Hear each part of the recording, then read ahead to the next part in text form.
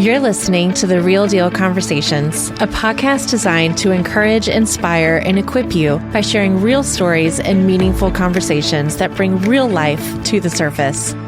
I'm your host, Megan Deal. Let's dive in. I am with Kim Yancey today. Kim is one of my great friends. We've been friends for probably, 12 years now. Yeah. Yep. And Kim, so when I think of a strong woman, when I think of a strong female leader, I don't look at the success of what is their title in the world. I really don't. I always look at it as, what are you doing behind the scenes that makes you who you are? And to me, that's a strong female, that's a strong leader. And Kim, she navigated a very, very difficult understatement time in her life.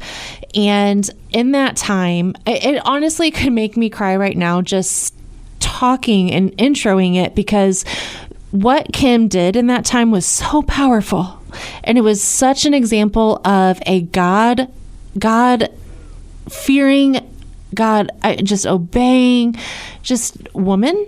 And so I said, Kim, will you come on and share about that time for anybody who is possibly navigating similar circumstances, or just to empower and encourage women in their home, in the role, especially, stay-at-home moms, and empowering how significant the impact they have in the house, even because I think so much we're like stay-at-home moms, they don't, oh no, Kim, you are a stay-at-home mom. You were a stay-at-home mom during this time, and the impact and influence that you had in your home at that time is incredible. So Kim, thank you for coming on. You are so welcome, and thanks for asking me. I do believe that obviously when you think of leader in a home, you think of the husband leading in a lot of ways. But if you think about the moms, what are they not doing? Yeah. They are nurturing, they are teaching, they are correcting, they are doing all of it.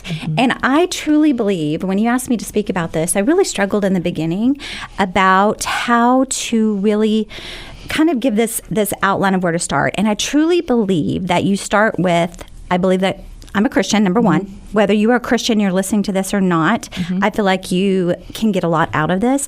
But as a believer, I believe that the Lord gives everyone with a purpose and gifts and talents to fulfill those purposes. Yes. And I am now working. Okay, I'm a grandma and I'm a mom, and I still have one at home. Yes. So I have stayed at home my entire, I should say I had four kiddos, and I stayed at home for all of them. We've had a lot happen that we'll go over that kind of changed some things. But because of my belief and my background, I believe that the Lord leads us. And I want to tell you one of the things that the gifts and talents that He gives us, it's for our future. It's to use in the future. And I had a love of special needs classmates when I was in elementary school, not knowing I would have a special needs daughter one day. Wow. So it starts back then. Wow. And it started with, I remember I came home second grade, and I had met a friend named Michael, and he was hearing impaired, and nobody could communicate with him. And so I came home, I said, Mom, nobody can talk to him. And my mom, being a leader in the home and a divorced single mom, taught me how to sign so that I could speak with him. Oh my gosh. That is something that my mom did as a leader in the home, and she was busy. She was a working mom, right? Number two, I just loved, I taught Vacation Bible School to these wonderful kiddos that had Down syndrome. So one of the things that I want to tell you that my mom did that really put me on this path that we're going to talk about today is because who I am is because of the Lord and the scriptures and His word that's in me. And so what happened was I was going to a church, and it was not a church I enjoyed. It was a church where I was in fear that you couldn't say amen, you couldn't clap. It was very legalistic, okay? And so I just did not like going. Well, I spent the night with a friend, and they went to a church that had a wonderful youth group, and it was just like you loved being there, okay? So I went home and told my mom, I said, Mom, I love this church. Can we go? And instead of saying, no, honey, we have a church, She said, yes, she tried it. She goes there to this day. Oh, wow. Because of that change, I went to church camps. Wow. I went to discipleship group. I memorized scripture back in the day, not realizing that what I walked that we're going to talk about, what you put in your heart comes up and out later on. You don't realize it. But anyway, that's what I wanted to kind of preface. Man, that gives me goosebumps, honestly. I didn't actually know that part of it. Yeah, I didn't know that. We've been friends for a long time. I had no when idea. you said leadership, I thought it goes back to my mom making those two decisions that she did that affected me. But you know what's also the fact that God had already put an interest, a curiosity, a love for something before you even knew. And again, it's how he just goes before us. That is so cool. Okay, so Kim, let's kind of go back and tell our listeners about Lily. So, because you were a caretaker, you were a 24/7 caretaker. For 21 years till she passed away. 21 years. So, share with us about Lily and her diagnosis. Okay. And about... one, she was not expected to live to 21 years. So her diagnosis and the expectation and about Absolutely. So we had a daughter, Maddie, and when she was 2.5 years old, we had a second daughter, Lily Grace. And I felt like when I was pregnant with her that something wasn't right, but I could not tell you what it was. She was born, looked healthy, relieved, happy mama, right? And at about 3 months old, I realized she couldn't see that well. So we took her in. She had cataracts covering both eyes. So they did cataract removal surgery, all that good stuff. And then at 5.5 months, my older daughter dropped a toy. Lily went into full-blown seizure mode. Okay, so we had something to go on. My husband was out of town. I took, obviously, Lily in, and they did the testing. They did not let me leave the hospital. They said her right and left brain are completely not working together. She has infantile spasms, which is the worst form of seizures you can have, and if we don't get that under control, she'll be brain dead. That's how I started that. We didn't even have a diagnosis yet. Okay? Was Sean out of town? He was out of town. Oh, my gosh. He was out of town. Wow. And so they said, we're going to put you in the hospital with Lily and teach you how to give her shots with something that was not even FDA approved at the time to control infantile spasms. So they wanted to teach me how to give her shots. While they were in there, we were in there, they did testing to determine she had what's called lissencephaly, which is smooth brain. So if you think of your brain, it has all the cauliflower gyra things at the front of her brain. It did not finish forming. It was not a genetic thing. We'll find out later. It was just kind of one of those fluke things. But because of that, she has a seizure or had a seizure disorder. So Sean was not back yet. He was driving back 8-hour trip. We had done all the testing, and here come the doctors and nurses, like a whole team. So you know something's wrong when the whole team is coming in and it's just you. And they said, is your husband here? I said, no. And they said, would you like us to wait? And I just felt the strength of the Lord. I said, no, I've got this. I'm not alone, right? That's how I'm thinking, and I'm not, and I wasn't. So they tell us what Lily has, and I said, will she walk? And they said, we don't know. And I said, well, she will. And I'd say, will she talk? And they'd say, we don't know. And I'd say, well, she will. I had this strength and this determination in me. So anyway, Sean gets there. We're kind of in the somber mourning stage because we're just told our daughter has severe brain damage. And they said, they did tell me that most of them will only live to be 5 or 7 if they're lucky. Well, our Lily Grace lived to be 21, and she passed away about 3 years ago. But anyway, so that really defined our life. We had a choice to make. We already had a daughter. And were we going to live this life? Yes, we determined that we were going to live. Our life looks different than what we thought it was going to look. So Lily, eventually, she could not walk. She could not talk. She could not do those things, but she had a quality of life. She was happy. She loved to play the piano, like her little toy piano, things like that. She would make what we call happy sounds, which were never officially words, but she could tell us if she wanted out of her wheelchair. So for 21 years, 24/7, I lifted her out of her chair. I fed her. I bathed her. I changed her diaper. She had periods when she got older. I mean, these are things that are just facts of life that I had to deal with. And I went on to have another son and another son. And so I'll tell you, I questioned the Lord. I had, just to let you know, right after her diagnosis, it sounds like I was strong. We're going to live. I had my moments, Megan, and they were on the floor, literally my closet, which is what I call my prayer closet, just crying out to the Lord. And all of this basis of the scriptures that I learned in discipleship group and camps, they're rising up in me. But I'm ashamed to say I became a lazy Christian. When we got married, life is busy. We would go to church on Sunday morning, and then I didn't really read the word. You know what I mean? Yeah, I'm sure. I mean, I was a believer still, but I would categorize myself as a lazy Christian. I really was. Well, I'm going to tell you what, when things are good in life, sometimes you don't really think you need him. You believe in him, right? But you don't just come to him daily for your every need. When you have a daughter that's just been diagnosed with this, you are like knocking on that door, right? And you're like pleading, and Lord, help me. And he did. He did help me. He gave me the strength every single day. Were there hard days? Absolutely. And he picked me up on those hard days. But anyway, if you have any questions, you can ask, because I can talk. Well, I do. I want to go back to when you found out and you were struggling. Being a caretaker, that's a lot. And I am sure there was identity. I want to know, like, for the people who are listening who are struggling and going, I don't know where my identity is anymore because I am a caretaker 24/7, which they can hire somebody. You guys didn't want to do that. So where do, what would you encourage somebody who's going through that right now? What would you encourage them with personal identity?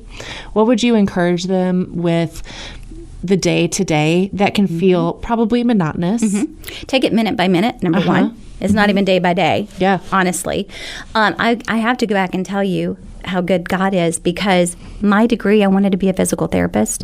When we moved here from Texas years and years ago, they didn't have a PT school. It was in Bolivar. I did not want to drive that far at that time. So they had something called therapeutic recreational therapy, which is what I got my degree in. Wait, is this before Lily? This is before Lily, you guys. So this is, I did my practicum at Cox South with brain injury patients. I did my internship at a nursing home, but you work with special needs. And I just wanted to go back and mention that because I didn't.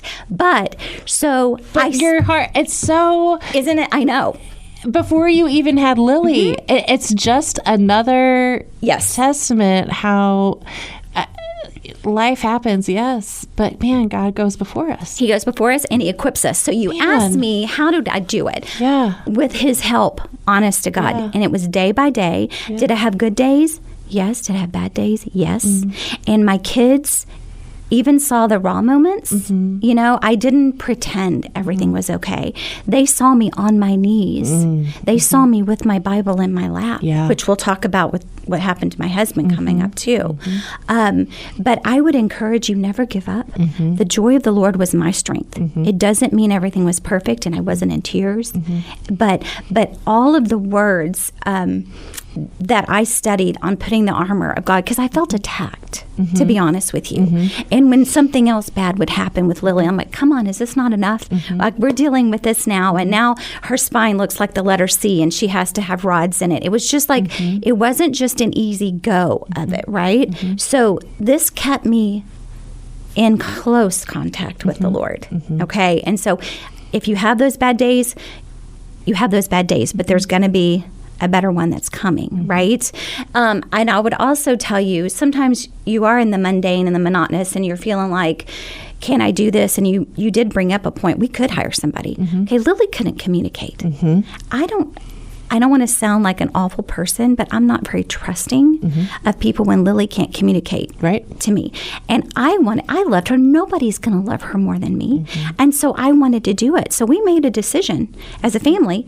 We're going to go and live. So Lily went. Maddie had gymnastics. Lily went. She went everywhere that we would go. If we would go out to eat, I mean, wherever, we lived life. We just did. Vacation. We went on vacations, absolutely. I mean, it kind of limited. She was in a wheelchair, so the beach wasn't easy because you know, now they make wonderful equipment where the wheels are really large. But back then, there wasn't really a lot, you know? But we did decide, A, we're going to live our life, okay? And B, we're going to rely on the Lord. He's going to get us through. And we knew that there were going to be hard moments, and there were. And I did feel like, Lord, why me? Yeah. That's a normal. Yes. Normal. Yes. Thank you for saying that. Yeah. Yeah. Because, but why not me? Right? Yeah. I mean, we all live in this world. It's a fallen world. We're going to have trials and tribulations. It's not a matter of when something's going to happen.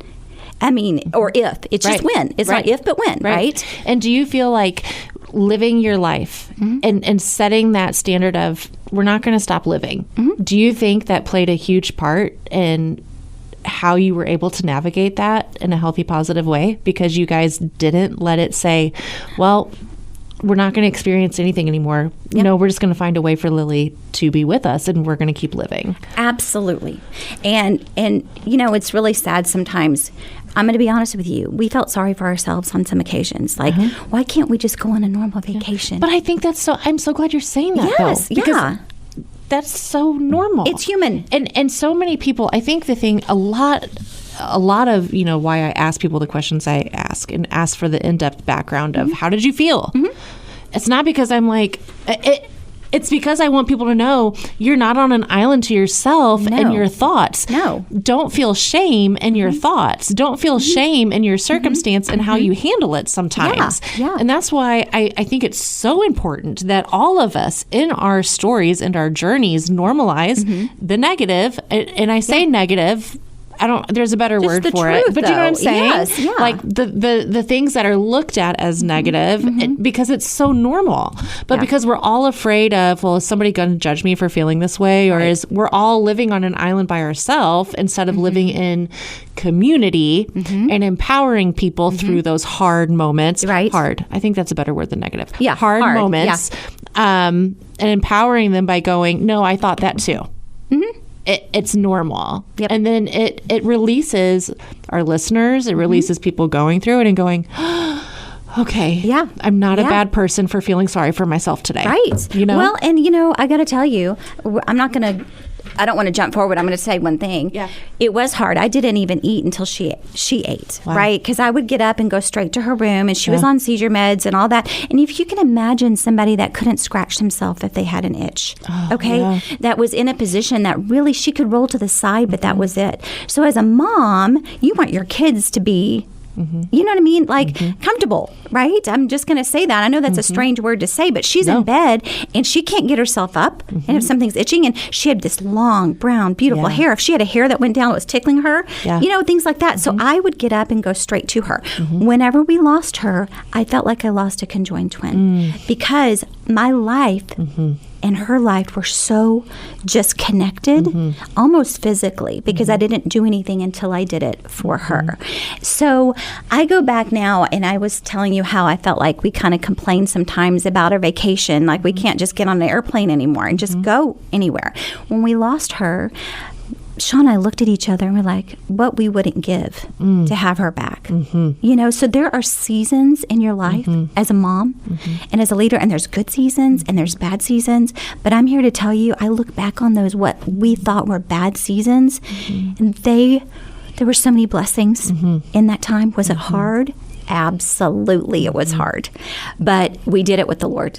You know, and I'll fast forward us in a minute, but as I'm thinking about that, I think all throughout Lily's life and you caring for her, I think it equipped you for, what did you think, for what you were about to do with Sean and how you were going to have to rely on the Lord? Yes. And do you think that had you not relied on him for 21 years at the fierceness that you had to and did, do you think that plays into how you were equipped? No doubt. Yeah. No doubt. Because it's almost like it builds upon builds, you know, with scripture and with your day to day. I mean, you're learning new things all the time, right? And you're making mistakes all the time. But I really Love my kiddos Yeah. more than anything. Yeah. I love my husband more than anything. Yeah. We had a wonderful life, but we had a tough life. Okay. But the Lord got me through every single day. I would quote scripture out. Okay. The word of God is a sword of the Spirit. Well, what is a sword? It's battle. Okay. So those scriptures that stayed in me was to battle. And the battle that was coming up for Sean's life. Yes. The answer is yes. Everything that I did with Lily, staying so near to the Lord, is what got me through. So let's fast forward to that. Okay. So Sean, it was 2020, right? Because it was the height of COVID. It was 2021. So, you know, it's 2021. right when it was going into 2021. Okay. Yeah. That's right. So it was July. So lead us into that, Kim. Lead us into what started to happen with Sean. Okay. And then that story. Well, and I do want to preface it by saying this. Lily, we lost Lily in 2021 as well at the end of that year. Yes. Okay. So I want to preface it by saying that the last year or two, we noticed her kind of going downhill. Okay. So I want to say that.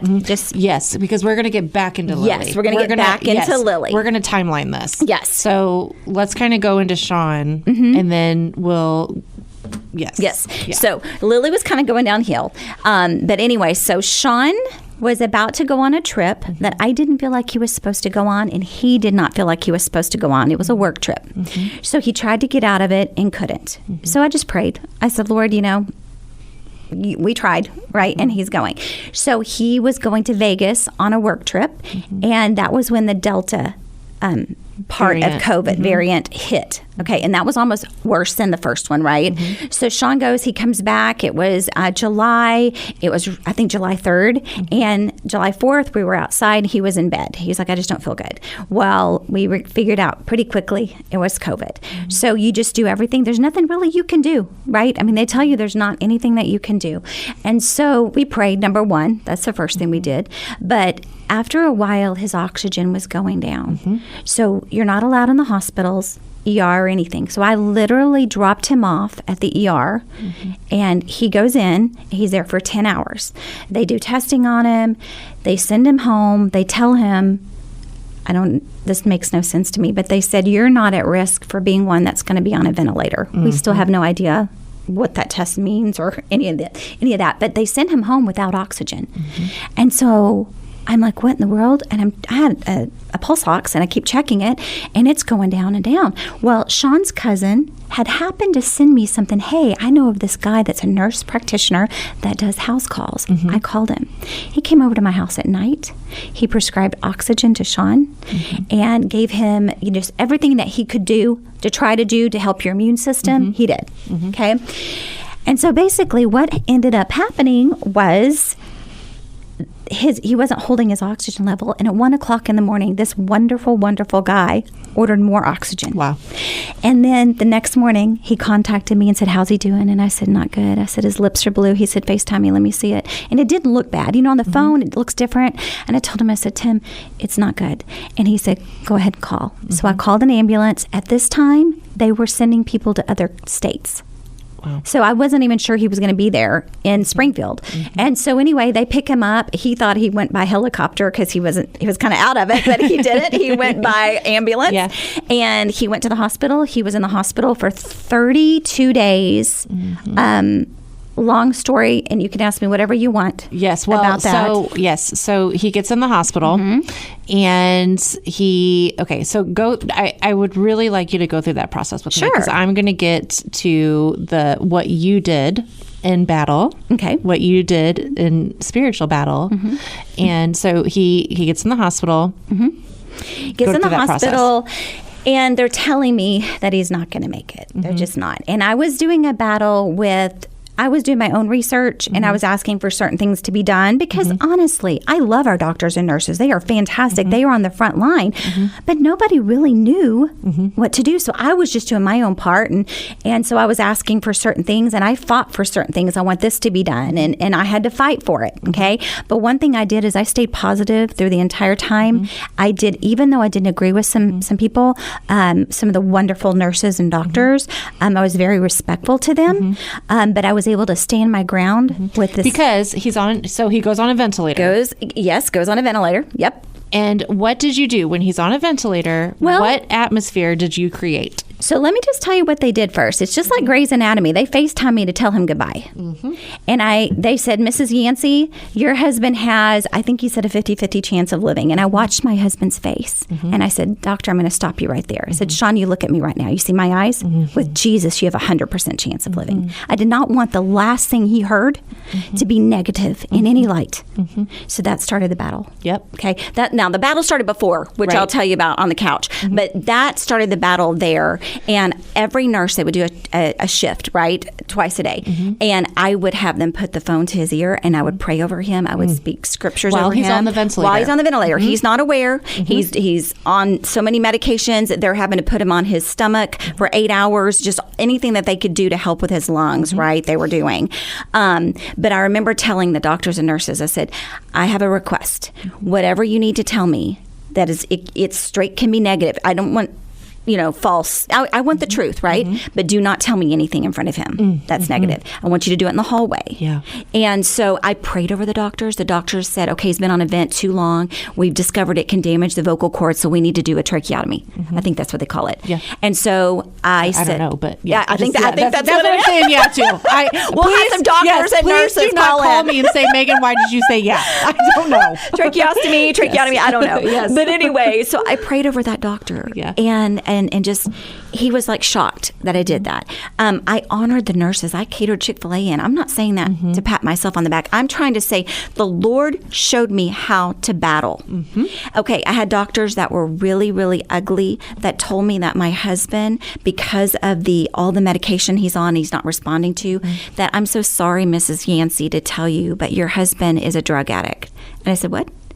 And they said, because look at all these medications and he's not even, it's not even doing anything. And I said, I understand that spouses can be in the dark. I totally get that. And I said, thank you for telling me. But I knew that wasn't true because him and Lily, come to find out, both have morphine does nothing to them at all. And Sean was that way with fentanyl, unfortunately, which is crazy, and ketamine, all the high dose stuff they had him on, which was just shocking, right? So anyway, the Lord really pretty much sat me down, if you will, and I knew what he was saying. You watch what comes out of your mouth. Yeah. You watch how you treat people. All of those things. And it wasn't easy. And I didn't see him. Okay, wait. So let me stop you right there. Yeah. It wasn't easy. No. You had to make the choice. To make the choice. Yes. And so how did you navigate that? Just real quick, because it is so easy for people to go, well, I just felt that and I knew I shouldn't have said that. I knew I shouldn't have done that, but and they'll say like their sign or something. They're like, well, I'm a whatever. Their sign, like I'm just like, or they'll be like, well, that's just who I am. And I'm like, but that doesn't have to be. And first of all, I don't even get me started. But so what would be your encouragement to people in making that choice when, especially in that high stress moment, it wasn't just a high stress moment, you were living a high stress season. It would have been so easy for you to pop off with all of that stress, taking care of the kids at home. You still Which I had Lily COVID. I don't know if to mention this. We all had COVID. I had COVID too. And so you didn't mention that, but you're still taking care of Lily 24/7. You have Ryder. You have. You're still. If anybody had an excuse to pop off and not make the choice that they knew the Lord was telling them and showing them, or the choice also that they just knew to live in general, it would be you. And you didn't. So, but you felt it. I felt it. I did. I'm human. Yes. So how did you make, what did you do to make that choice? I'm going to go back and tell you what happened when the second he left in the ambulance. Okay. And it kind of scared my kids a bit, but they understand it now and they look back on, and that is a form of leadership now, I'm going to tell you. Yeah. So he left and I'm still sick. Everybody's sick. I sat on the couch for 1 week. Megan, I did not turn on the TV. I did not do anything. I sat there and I started with prayer. And I said, Lord, this is a battle. I need you. You're going to walk me through.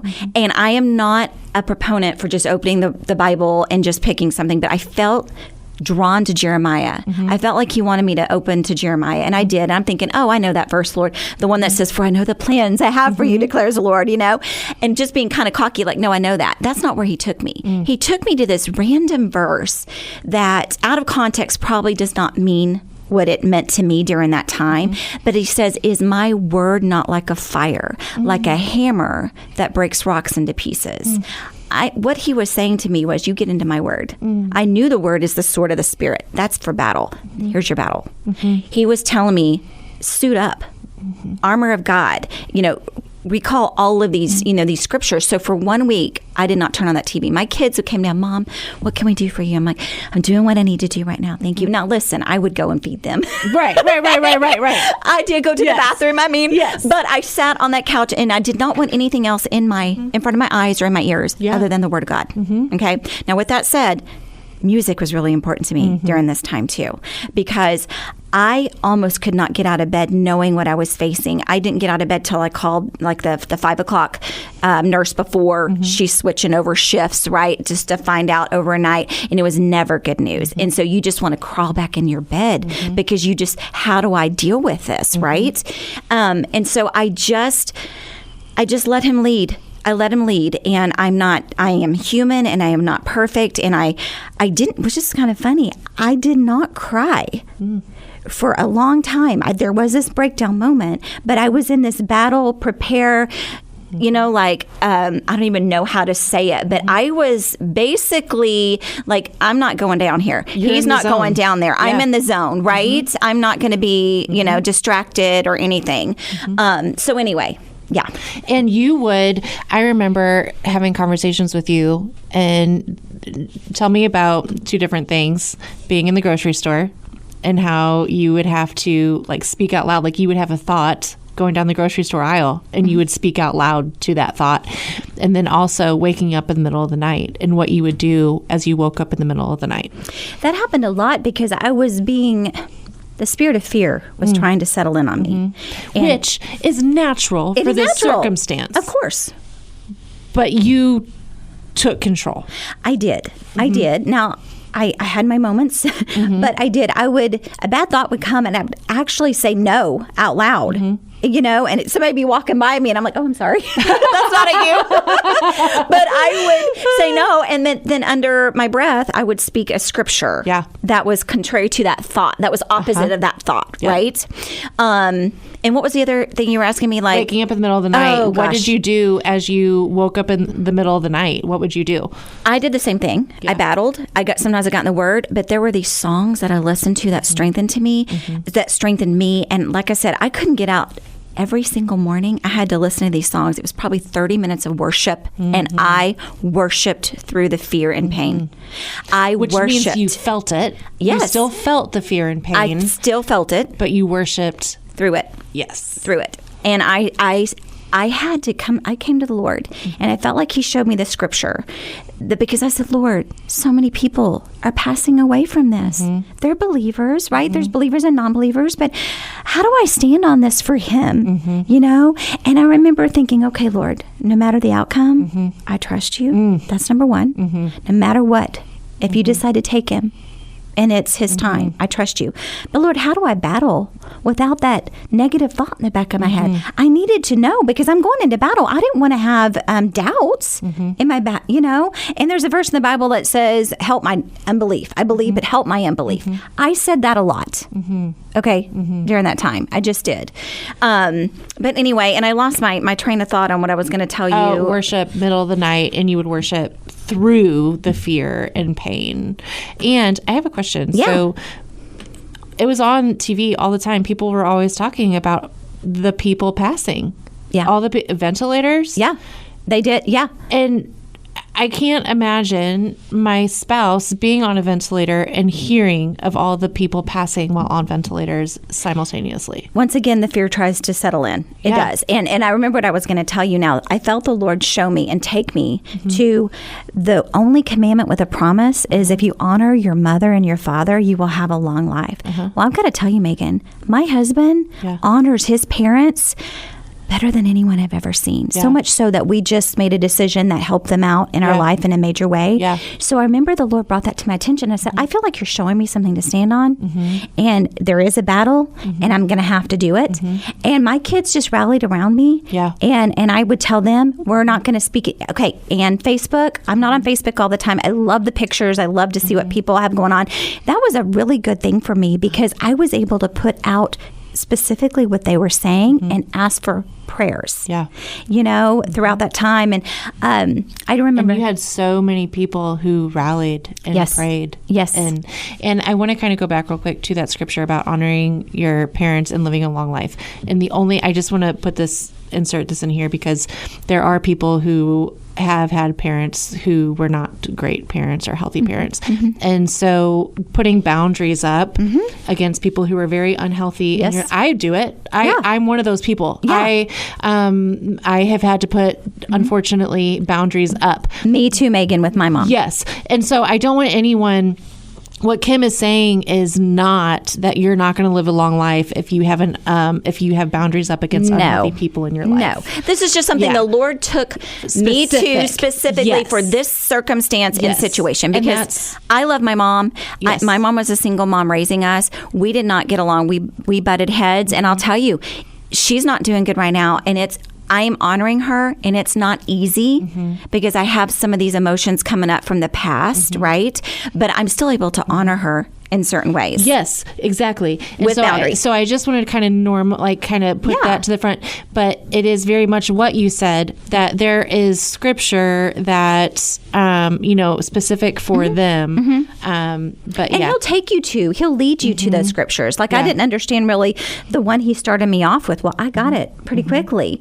And that goes back to, the beginning, how I just got the word in me. Now, I had never heard that scripture before, but I also feel like when you draw near to the Lord, he can drop little things in you. I feel like I'm supposed to go to Jeremiah. I didn't hear him say Jeremiah, but I felt Jeremiah. Yeah. And I opened it, and that's where I was. Yeah. And so he was able to speak through that to me. Yeah. Yeah. I'll say this and then we'll move on. But I think honoring your parents can also look like, after you put the boundary up, just not talking about the situations that your parents do. I think that's honoring them. Absolutely. You know what I mean? Yes. I think that's for anybody. I just want to encourage anybody who's like, well, how do I honor them? And then, that scripture and the scripture's truth. Yep. I think honoring, like in my circumstance, I just don't tell people the tea. And that's how I honor them, by not airing their dirty laundry. Everybody's circumstance is that's different. the extent in which I can honor them right now. Absolutely. It's just not sharing all the details and just saying. Megan, that's the same with me in my situation with my mom. Yeah. So I took a little bit of a detour with that, but I also, as a listener, I want to put myself in y'all's shoes. And if you're asking any questions on that, I just wanted to kind of go and extend on it a little bit. And I do have to tell you, that's my story. And that's where he took me, right? In standing on that particular one as well. Yes. So let's go on and talk about, so he's in the hospital. You are making sure to create an atmosphere of praise around him in your life. You're choosing. And it was 32 days? 31. I think he was 31 or 32 in the hospital. And then he was going to be moved over to Select, which is a long-term kind of hospital. I could see him for the first time at this one. They had visiting hours in the afternoon. Well, so because you have not been able to see him. No. You have made sure, though, that they have worship music playing. You created a playlist for him, didn't you? So that was at that second facility, because I called and I said, okay, so you guys, I think the Olympics were on during that time. So I remember the first week I did not turn anything on. And then I was still in the Word, but I was trying, I need to get something else, and we watched the Olympics for a little bit. Yeah. So it made me think, what's he doing? So I called up there. I said, can I send a CD player with worship music? And they're like, no, in the ICU can't do anything. I'm like, okay, can you turn on? And I would just say, is there any kind of music you can turn on, or the TV, and anything like that, just because I didn't want him to feel so alone or isolated. But with that said, the Lord was preparing me for the next phase, because when he moved over to Select, I came with a bag of goodies. Like, and what was Select? Had he woken up yet? Nope. Okay, so take us into going into Select, but also the outcome in which the doctors were still preparing you for. So they were telling me, just because we're moving him over does not mean he's going to make it. If he does make it, it's going to be, and they're telling me the worst case scenario, right? And they're going to do that. I know they mean well by doing that. I just wasn't accepting that, okay? I knew it, whatever length of time it was, the Lord would get me through, right? But I just don't accept all the negative, So anyway, I am allowed to be there at 2 o'clock. I was there at 1:30. I was first in line because they opened it up only for like 3 or 4 hours in the afternoon. And so he was out. The machine was breathing for him. It was really hard to see that. He was so swollen. Now, he had lost a lot of weight, but you could not tell because he was so puffy. So instantly I go into this mode and I realized I did not bring lotion. So I go to the nurse's station. I'm like, his hands and feet were just cracking. They looked painful. So I can't do anything else, but I came with about 50 scriptures that I pasted on the wall. I came with pictures of his kids, of me. So I get in there, I hug him, I'm rubbing him, I start the CD player, worship music. I put a nice little note that says, do not ever turn off 24/7 on a loop. You may turn it down. And you know what he tells me to this day? He heard every single word of that. Wow. Of the worship music while he was out.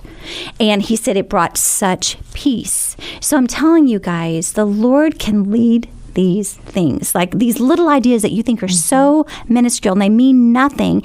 That was what really gave him encouragement and strength to keep pushing on. Because that's how the Lord speaks to us. Yes, and I think that's why so many people knock it off as that wasn't the Lord, because they think it's just coincidence or it's just a thought made up of my surroundings, which thoughts are that. Yes. But they're also from the Lord at the same time. I mean, there's thoughts from the Lord, there's thoughts of, and so many people go, oh, well, that's just a random thought. That's weird. But it's the Lord speaking softly to you internally through your conscience. Yes. And you're acting on those in faith. And I think that's it too. Sometimes that's the faith piece. It is. Okay, is this you, Lord? I don't know. I'm going to do it anyway. Right. And then the outcome is what usually shows us it was the Lord. It was. And so in your situation, it was absolutely the Lord. Yeah. And so many times anyway, I'm not going to get into that. But no, it's wonderful. And you're absolutely right. And so that was what I did. I rubbed, to this day, if I'm just sitting on the couch and I just start rubbing his arm or his leg, it just takes him back to the supernatural place. He was at peace, with that music and the way I would rub the lotion and stuff, on him. But anyway, he eventually woke up and had to get off all the medication, and he ended up having to learn how to walk again. He couldn't even sit up on the side of the bed. But they didn't they, when he got off the ventilator, but didn't they also think that he wasn't going to live a normal life after that? Yes. Because of how long what was it that they thought he wasn't going to be able to do? Well, they just I don't even think they thought he could work again. Yeah. I don't think. I mean, it was he was almost going to go back to his life how it was before. They did not think that at all. But God. Yeah. But God. And listen, for the people that did lose loved ones, in my opinion, that is a graduation. They did not lose. They gained. Okay? And that was a very real possibility for Sean. And I had survivor's guilt, which is crazy. I felt guilty that my husband made it through because so many people didn't. But I prayed for those loved ones, and now I can relate to grieving in a different way. We'll talk about in a little bit.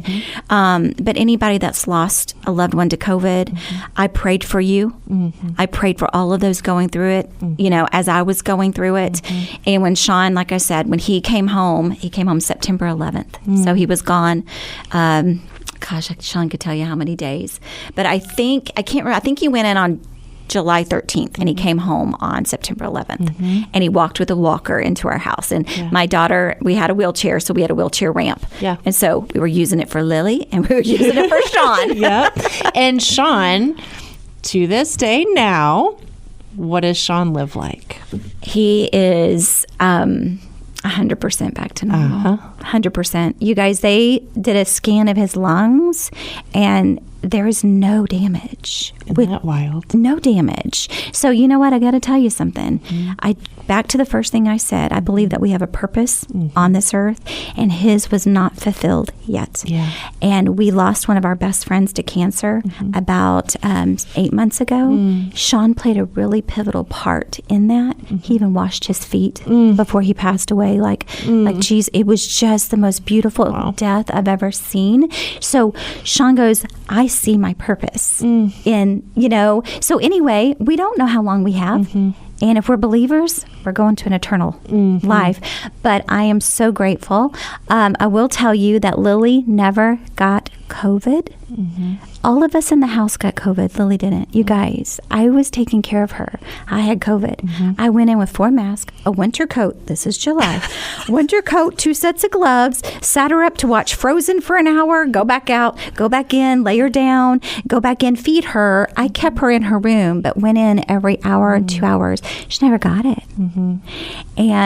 And then if you have any other questions for Sean, you let me know. Well, because then I'll go on into Lily. Yes, Lily. So this is September 11th that he comes home.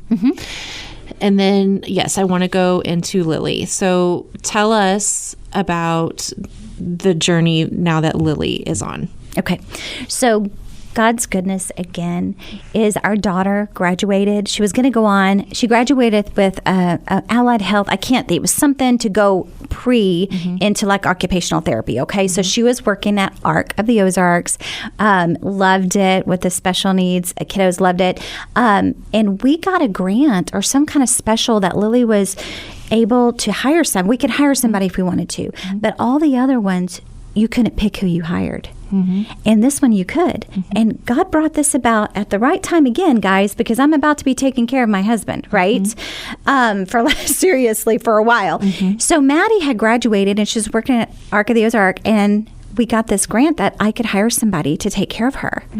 And I asked Maddie, I said, now Maddie, we don't know how long we have Lily, and this is going to be so tough. You're going to get so close to her. You can say no. And so I let Maddie choose, and she decided she wanted to take that job. I mean, everything that she had been learning kind of prepared her for this, plus it's her sister. She understands her. And so Maddie said yes, that she wanted to take that job. So guys, my husband, I was a stay-at-home mama. Yeah. So my husband was the breadwinner. So he's in the hospital. So how are we going to live? How are we going to do all this? So this girl had to go get a job. Yeah. And Maddie helped me run the house. The Lord just supplied all of our needs. I am tearing up as you're talking about that, because the consistent theme throughout this entire thing is how God just constantly goes before us. He does. We just have to recognize it as the Lord, and not coincidence. Yes. And out of 21 years of there never being a grant available to you for someone else to take care of Lily. Yeah. But at the one time there is. Yeah. It's the time that you need it the most, because you are having to take care of Yes. Sean because he's recovering from this. And it was a year before that, so we didn't know what was coming, right? Yeah. And it was a year before that we got it, and then I think Maddie had started with her maybe 6 months before all this happened. Wow. So that it's just amazing. It really is.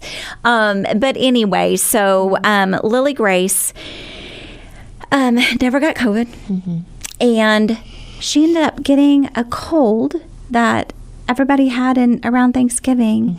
And I realized, I think she's struggling a little bit. So I think maybe is pneumonia starting in. That's usually what kills these kiddos, unfortunately, is pneumonia.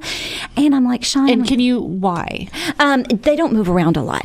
You know what I mean? They're not. And they just everything just sits in their lungs. And she can't cough. She didn't have a lot of, muscle tone was very low, things like that. And so that just tends to be the cause of death a lot of times. And Lily had never had pneumonia, you guys, ever. So, and the fact that she beat COVID, I remember when we did lose Lily, which I'll explain, I questioned God, and he can take our questions. And I said, Lord, how come she did not get COVID, which is, how bad that was, and she gets this random cold and passes away? Well, I can tell you what he said to me in my spirit, and it was him. He said, because this is his goodness, guys. If she would have got COVID and died from it, Sean would not have been able to say goodbye to his daughter, and I would have had to bury a daughter without my husband. So the fact that we had her, she passed away December 11th. She was in the hospital for 2 weeks. She had pneumonia. They didn't even think it was pneumonia. They were going to keep her overnight just to play it safe. We realized her heart had fluid around it. Yeah. So they had to do heart surgery to drain the fluid. These are things we never saw coming. Yeah. And as a caretaker, because we started as that, they came to me and said, listen, as a caretaker, they were looking at me like, why are you trying to save her life? Like, you need to let her go. And I said, guys, listen to me. I love her, and as a caretaker, I will never fight for her to be here. Like for me, that's selfish. I'm not going to do that. I'm going to miss her, but I follow Lily's cues. So we had to put Lily on a ventilator. And you guys, that sounds scary, but I'm like, I felt like I was a pro. I'm like, we just did that with Sean. I'm like, this doesn't scare me as much anymore. I know it probably should, but it didn't. Right. And so I said to the doctors, I said, guys, listen, it looks like it's only in one lung. And I said, if these are my other kids, your typical kids that do not have special needs, right?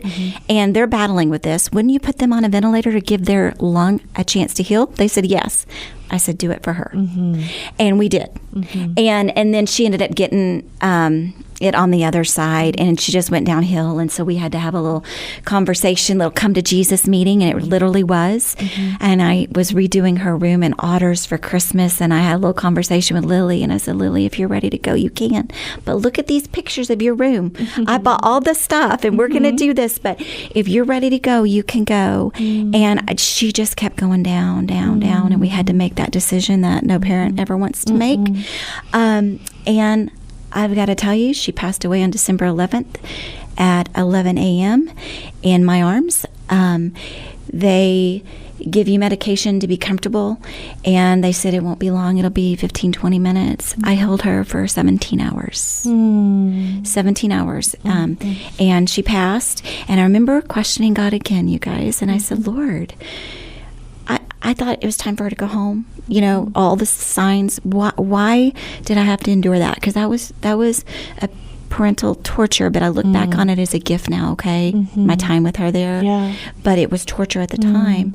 And I remember Sean's cousin said something to me, and this is a different cousin, and she said, Kim, don't you remember how strong Lily was? She was a fighter. That's why she lived to be 21. Yeah. She fought till the very end, Megan. Yeah. She held on to everything that she could, even though she was ready to go. Her body was still fighting, even though her body was given out, if you will. But anyway, so the Lord walked us through burying our daughter. We actually spoke at her celebration of life, which I'm going to admit something to you guys that I'm pretty ashamed about. I was so afraid when I had Lily's diagnosis that I played her funeral in my head almost every day, thinking, how do I bury a child? Yeah. So I spent 21 years with a little bit of fear in the back of how do I bury my daughter, because I was just like you can't prepare for that, but you're trying to prepare for that. But I feel like that would be, I don't know if I wouldn't have done the same, to be honest with you. Yeah. I mean, I don't see myself not doing the same. Yeah. You know? True. And I did that, and here's the crazy part. When Lily turned 18 and she graduated from high school, so now she's at home with me full time, right? It hit me. What happens if she outlives me? Who's going to take care of her? Who's going to, love her and all that stuff? So I hate to say that a fear or a concern switched, but it did. But the beauty of that, if you look back on it, the Lord knew when she was going. If I look back on it now and seasons go, why couldn't I just enjoy that and trust that the Lord, guess what? He got me through her celebration of life, so much so that Sean and I spoke at it. Yes. I didn't even think I'd be able to ever bury her, get out of bed, any of that stuff. And he got us through. Yeah. Yes. And after, so the next... Okay.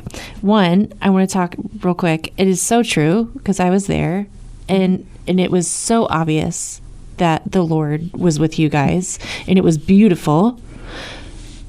But now you're navigating life. I mean, you're navigating life. Yes. Like you're now in the season of absorbing and processing.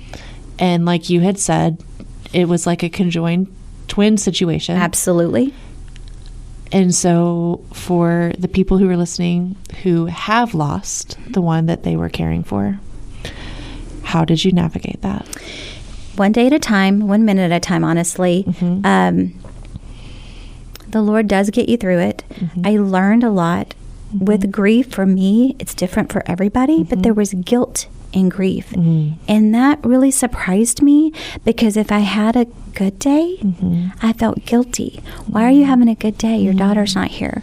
If I had a bad day, I felt guilty. I'm like, where's your faith? You're supposed, you know where she's at. And that surprised me.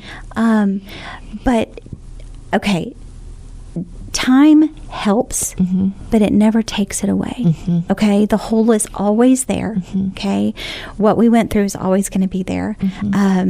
I still think about her. I still say no out loud every now and then if I have a bad thought come. And she'll go, what was that about? And I just felt this sadness because I miss her. But I know where she's at. And so when I do that, I do turn it into worship.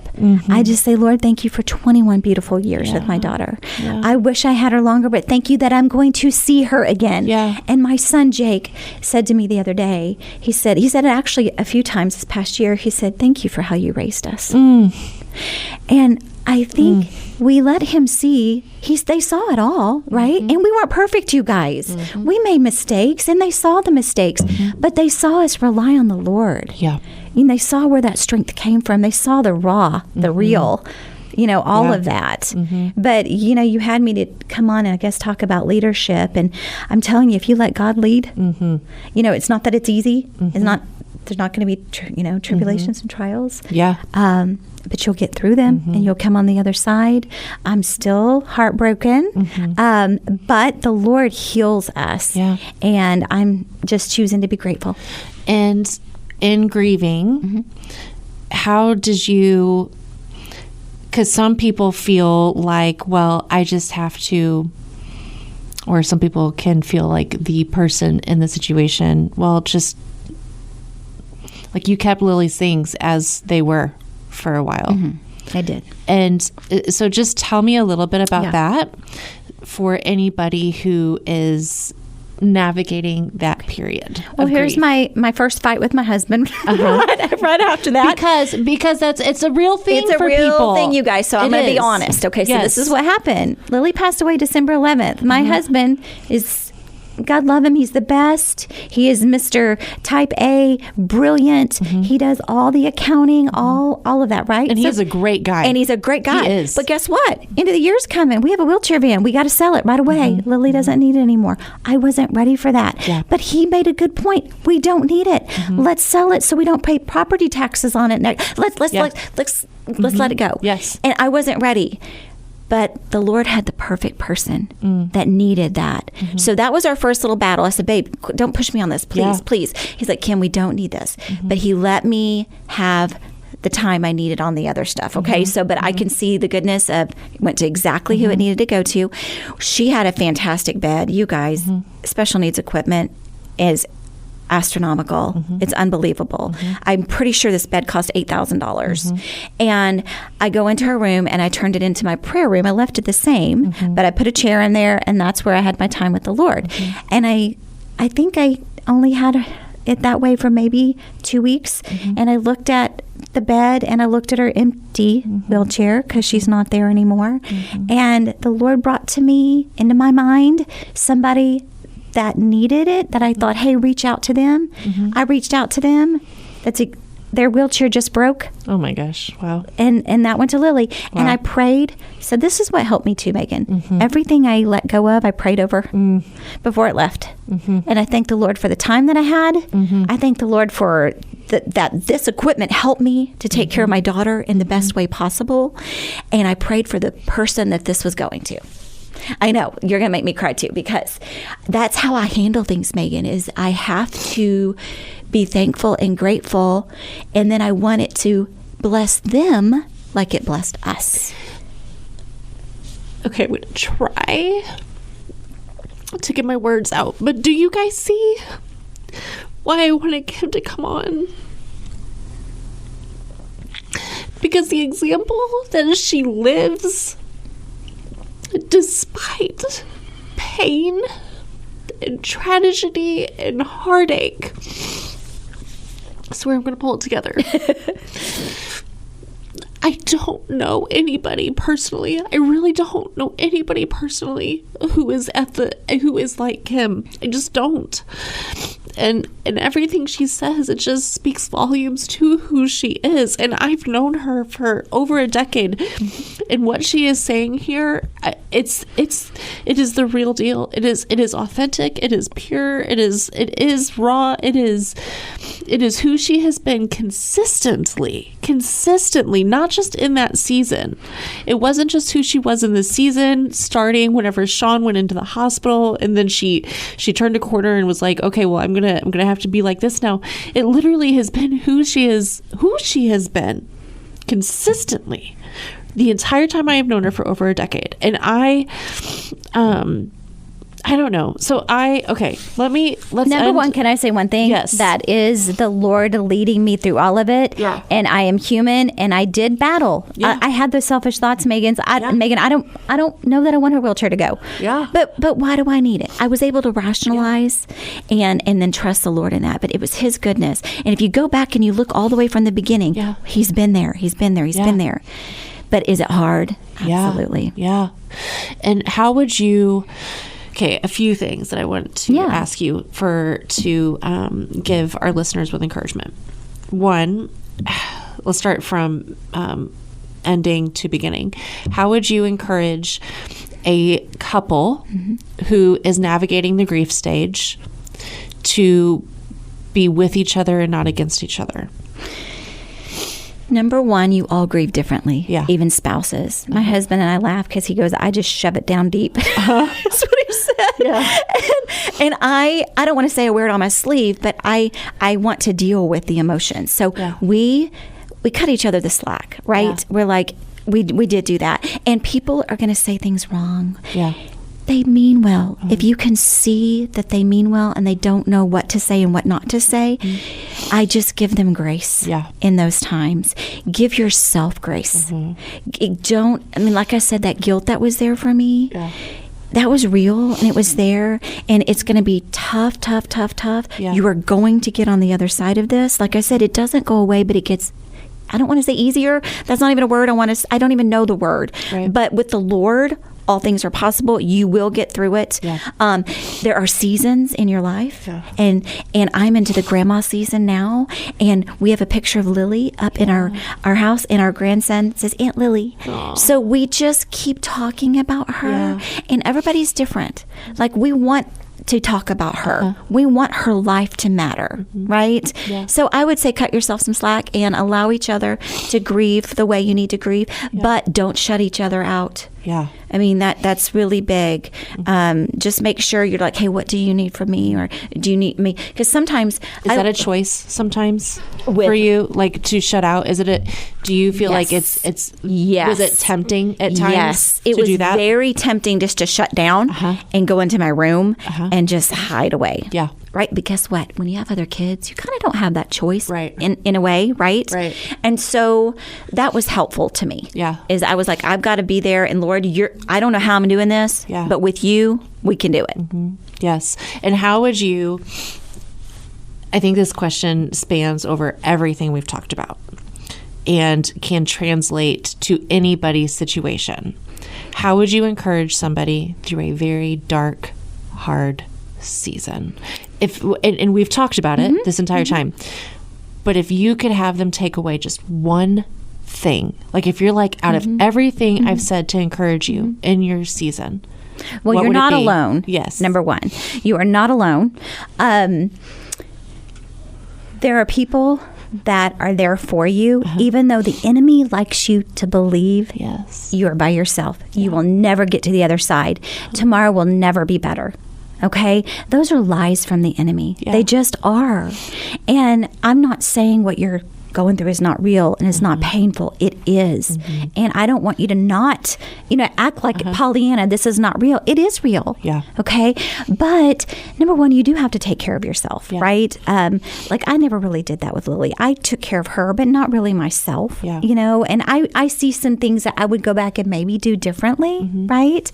But number one, if you're going through a battle right now, there is light at the end of the tunnel, Yeah. and you are not alone. Yeah. And that light is Jesus for me. Yeah. That light is Jesus. He never is not there. Just like Psalm 23, when you're in the valley, you're still in the valley. Yeah. But he's there. Yes. And Kim, I appreciate you so much. I love you. I love who you are as a person. And I am so thankful that you shared your story with our listeners. And I thank you. And Megan, I want to thank you because you do a great job at this, and you are bringing so many wonderful people on, and you have a true heart that I can see. Yeah. I can just totally see your heart, and you have a love of people and people that are struggling and going through things, and you're trying to help in any way you can, and I love you dearly. Oh,